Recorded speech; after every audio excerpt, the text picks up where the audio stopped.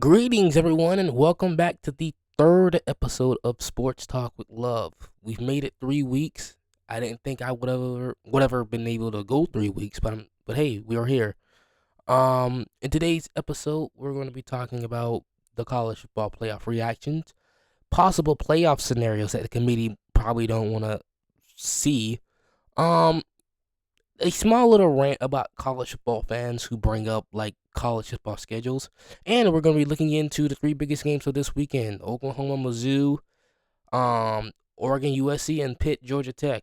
With that being said, I'm your host Stephon Love, and let's just get into the show. So last night, the newest rankings came out from the college football playoff committee, and here they are. At number one, we have no. Let's go. Let's start from the bottom and the top. From at number 25, we have Arizona State. At number 24, we have Tulane being the highest ranked G5 team. Houston comes into the fray at rank number 23. Mizzou is 22nd. Illinois 21st. Tennessee 21. Virginia 19. Michigan. If I'm not mistaken, Michigan kind of went down, didn't they? Or did they just only go up by one? Because I know they were like, no, I think they went up 3 spots. So Michigan's at 18. Texas falls down to 17. Georgia Tech is at 16.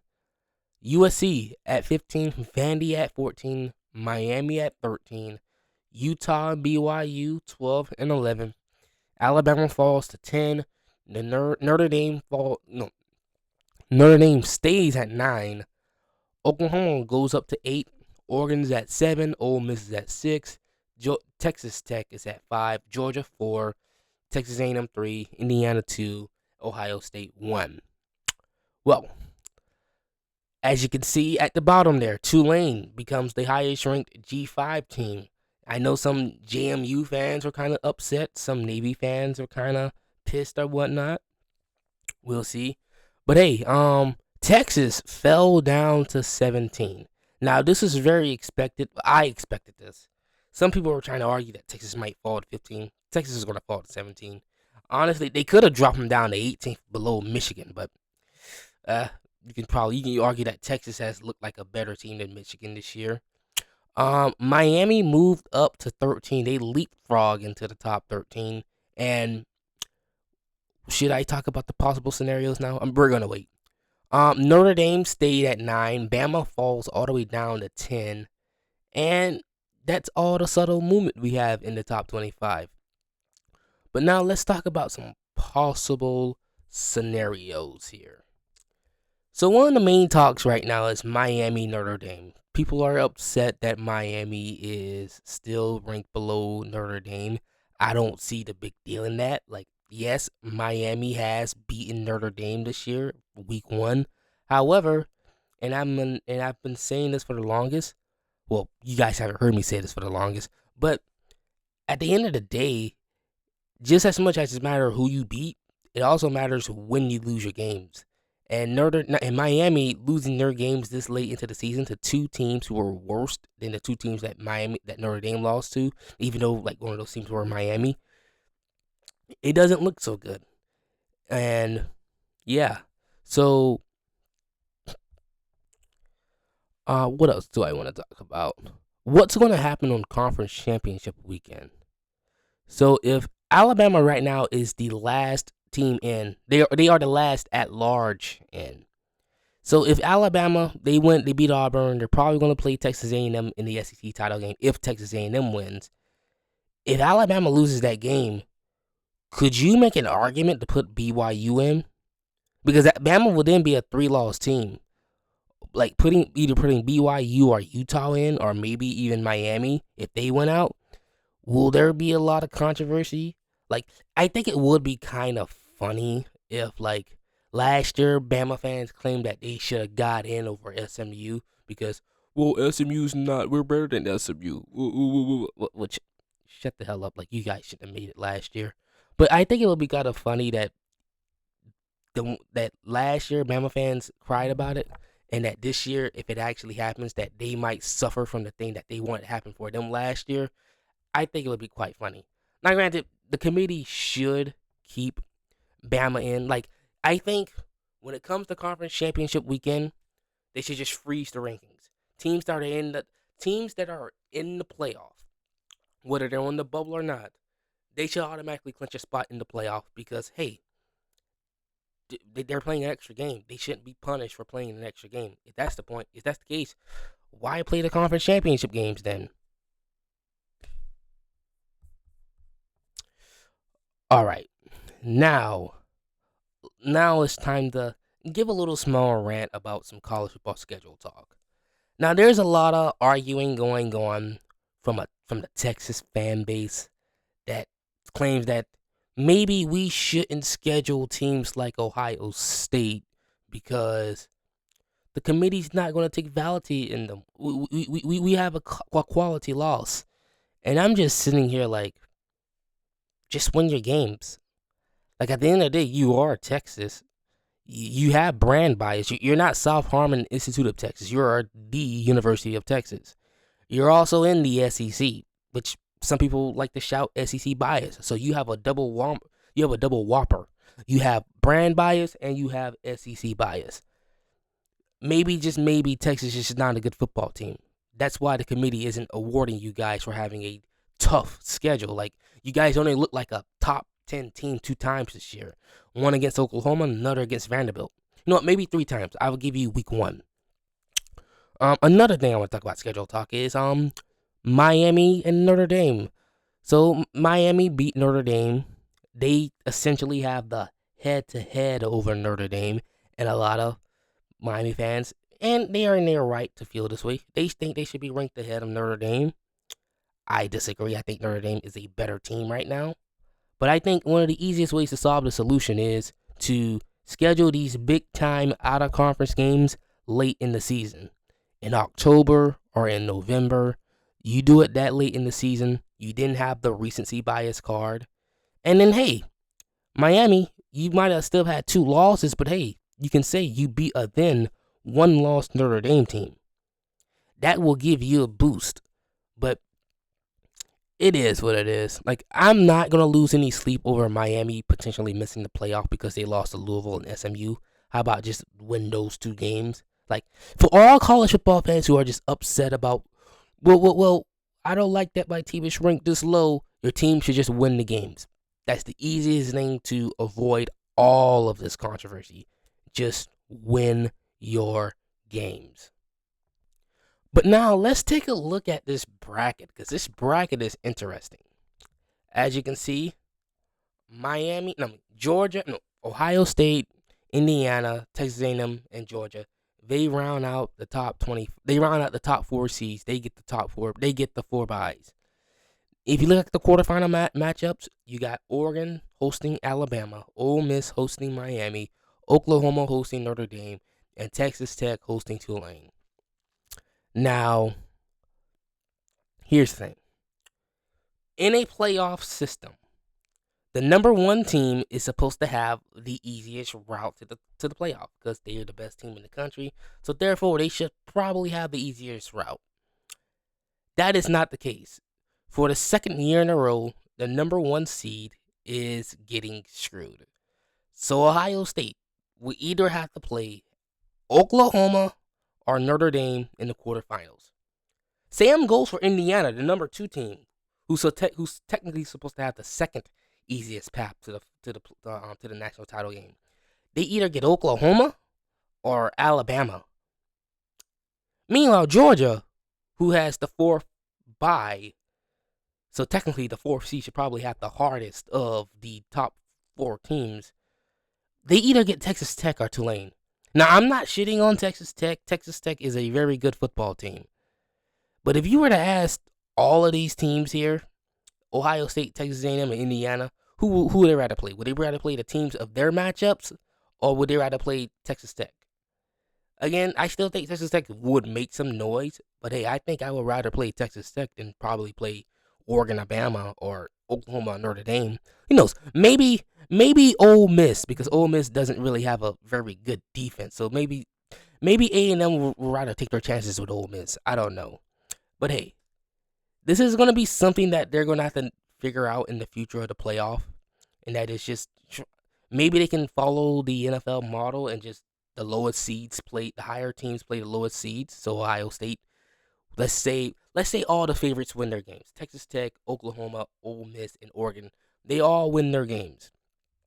Then that will place. Okay, never mind. That means Oklahoma will still get Ohio State.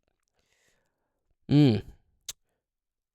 Let's say there's an upset. All right, we're gonna make up some bullshit. Let's say, never mind. Fuck it. Fuck it. I don't know what I'm saying. Let's move on. Let's do some previews. Oklahoma versus Mizzou. Oklahoma's offense comes into this game with the 90th offense in FBS. They have the 71st ranked passing offense in FBS, 97th in rushing, and 63rd in scoring. Their defense is 11th best. What the hell is an 11th best? 11th best in FBS.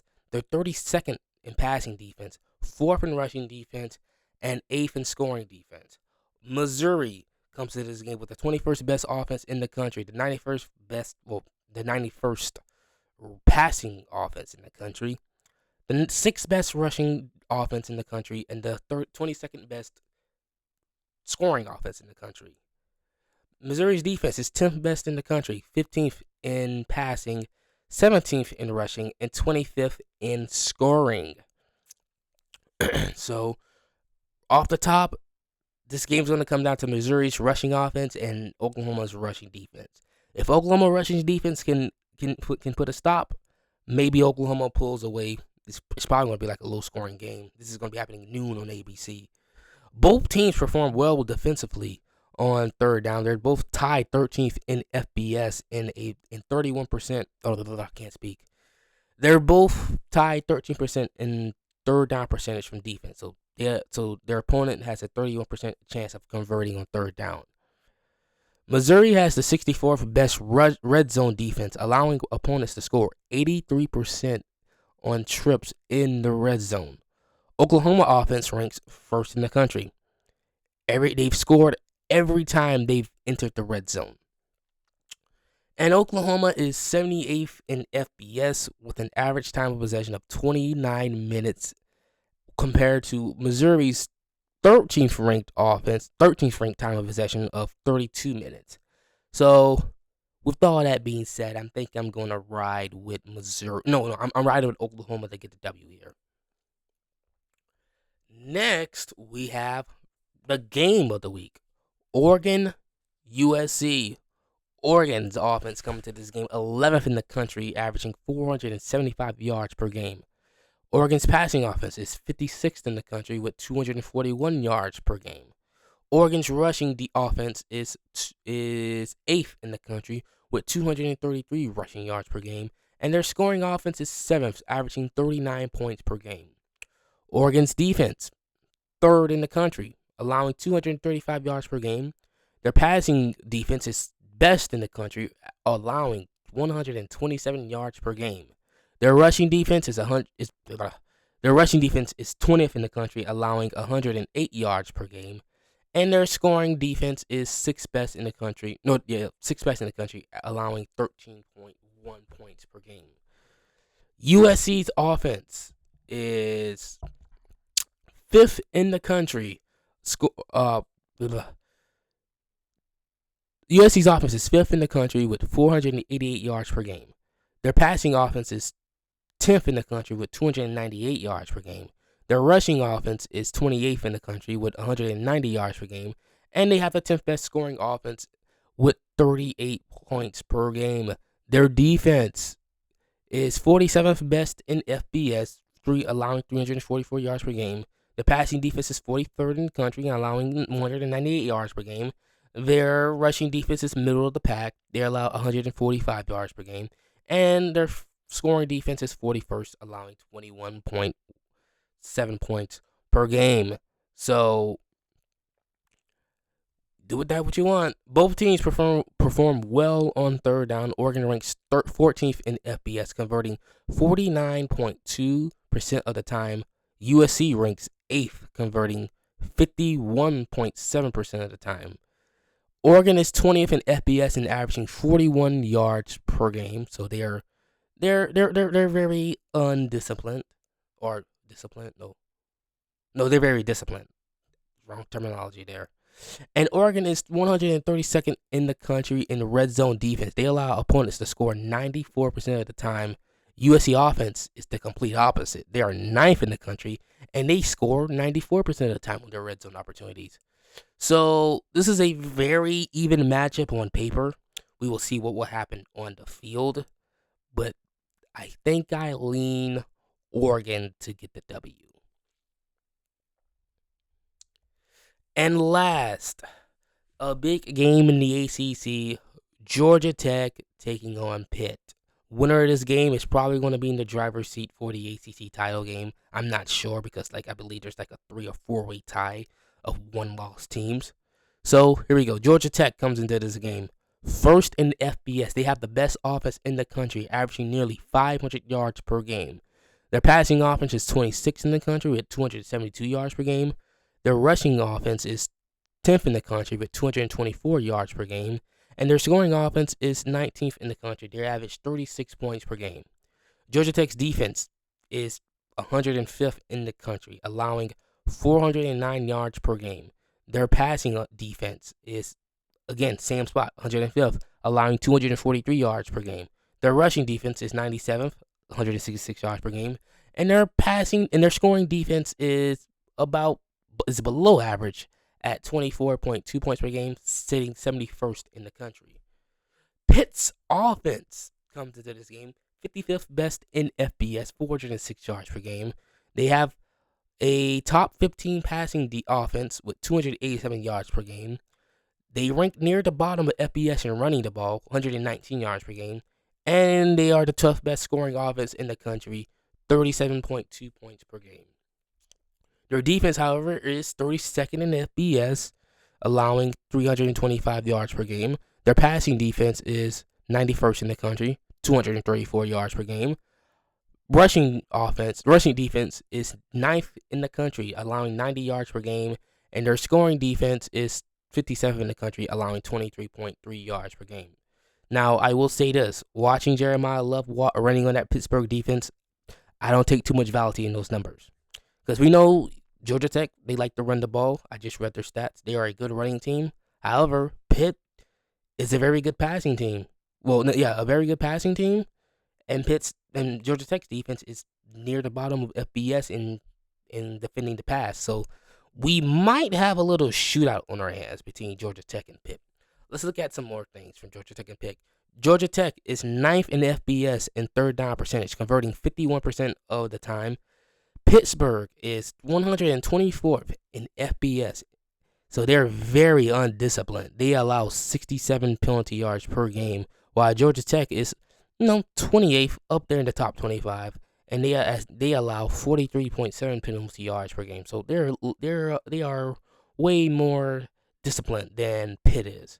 Pitt is 128th in red zone defense, allowing opponents to score on 92% of their trips. Georgia Tech's red zone offense ranks 6th, so they score on 95% of their red zone opportunities. So this game might be the best game of the week in terms of on field play. Right now, we all have our eyes on USC versus Oregon, but I think Pitt versus Georgia Tech, you might want to keep a channel on that game, especially considering that it's probably going to be the best game of the night slate.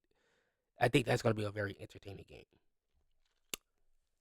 So with that being said, if you got this far in the video, please hit the like button, subscribe to the channel, and hey, comment your thoughts on the things I talked about. Whether you agree with me, you disagree with me, would you like to add some thoughts on to further whatever? I'm sorry, I'm not used to this.